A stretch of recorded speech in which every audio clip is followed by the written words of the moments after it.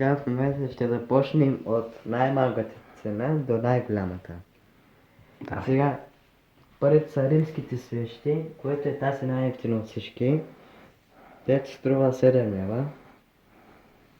И те са другите римски свещи, които са по 8 лева, да имат 16.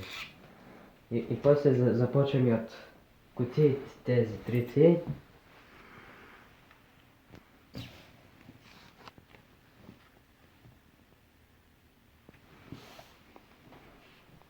Те са колко? Те са 30 лева.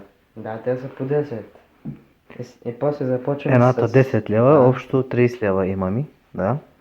И започваме с другата, която е 25, която е тази кутия.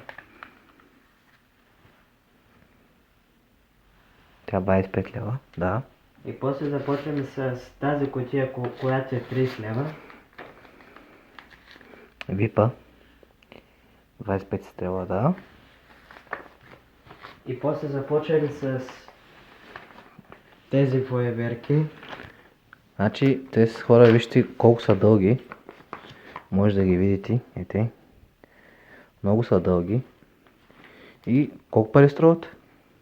Значи те са по 20 лева, значи са 80 лева. И с целия пакет 4 броя, колко пари? Пак кажи. 80. Вижте колко скъпи хора, но и са големи и са дълги. И ще правят голяма заря. Стай ги. Най-голямото от всички е тази кутия. Вземи го де.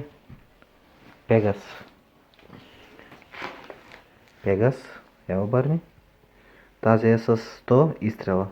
Може да видите 100 изстрела. И ще гърми доста яко. Колко пари струва? 100 лева.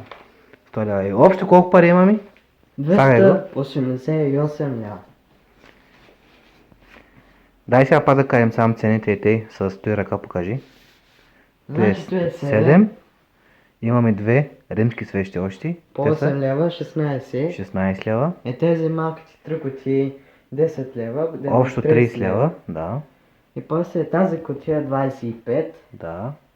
Тази кутия, която е 30. Випа 30. И после 80 лева. Да. И той 100 лева. Общо? 288. Почти 300 лева хора сме дали за арсенала за тази година. Хора, 288 лева сме дали за този арсенал. Може да видите колко много кутии. Имаме и VIP, имаме и леда. И това е всичко. Его. И това е арсенал. Гледайте.